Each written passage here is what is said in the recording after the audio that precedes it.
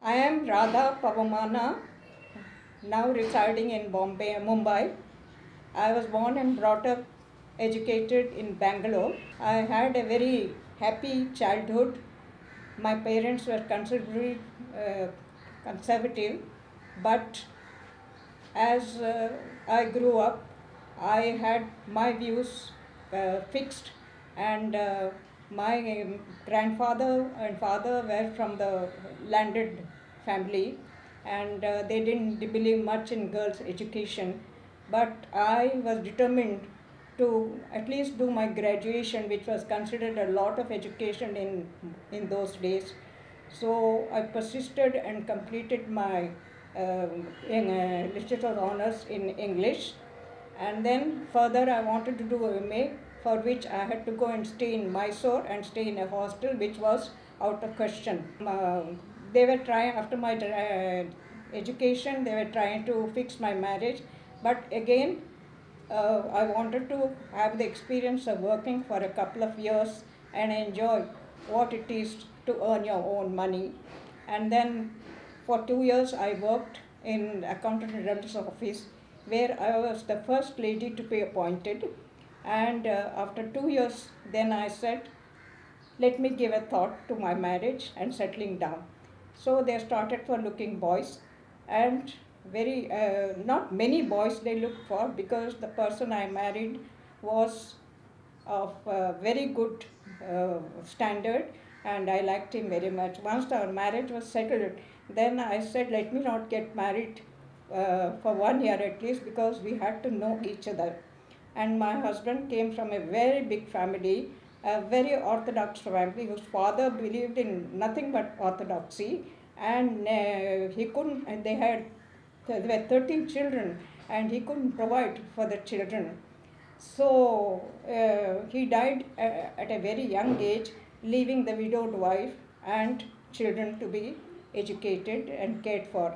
Fortunately, the eldest brother was a gold medalist in MA, who had the responsibility of settling his sisters and brothers. And my husband, being the youngest, became a graduate and enlisted himself in the armed forces in the Indian Navy. He was a flyer, and by stroke of luck, our marriage was settled, and I was very happily married. Then I got two sons, and once they were in boarding school, and once the boys went to boarding school, I had nothing to do, so I wanted to take up a job again. So I got a job in the erstwhile Burma Shell, and I worked for 20 years. And in the meantime, my first son joined the Navy, Indian Navy, as a pilot, and second son was in the final year of his college, where I lost my husband in 1982. I was still working, and I mean, at that moment, the world shattered in front of me. But I said, what the hell? If I crumble, then my children, who will they look up to? So I braced myself and continued to work, and I was happy.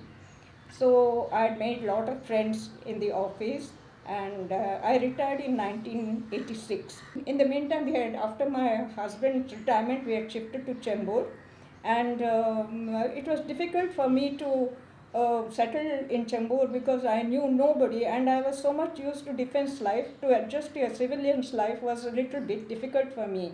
But I said to myself, life has to go on. I have to accept the changes and happily live my life.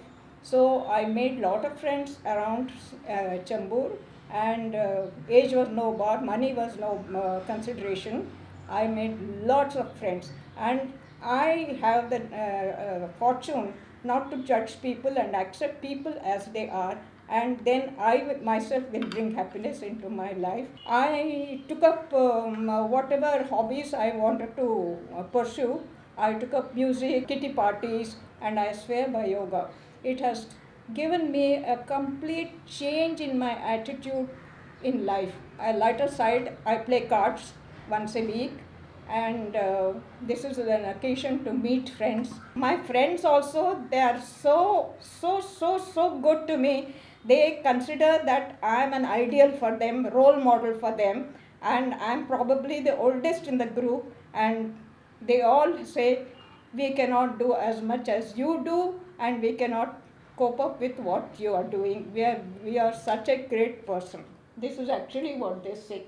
Whether it's true or not, I don't know, but it's what I try, and I'm happy. And my advice to people, keep active from morning till you go to sleep. You have something to do. Don't laze around and say, oh, I am bored. Remove that word bored from the dictionary. You are never bored. These days we have got so many avenues to follow. So whatever is interesting, you do that. We have one life, so live that to the fullest extent, happily, and you try to not see through the faults of people, and see always good things in them and don't judge them. Accept people for what they are. Just listen what they want to tell you. Just listen, because you can. They trust you. That's why they are telling you. Listen to them. If they ask you for your advice, then give them. Otherwise, don't give them any advice. Even my children, my daughter-in-law, they're all very, very nice to me, because I never interfere in their lives. If they want my suggestion, I will give them. If they want my help, I'll give them. And I don't trouble them, because they also, as youngsters, they need their space. I also need my space. Mumbai is, initially I didn't very much like Mumbai. It took me about 7 to 8 years to like it. But now uh, I love Mumbai, and I consider there is no other place in India like Mumbai. It's a happening city. It keeps you on your feet all the time, and people are very nice in Mumbai, because I've seen other cities where, for instance, rickshaw fellows, shop fellows, and they are very rude. Whereas Bombay, they're very polite and they're very nice people.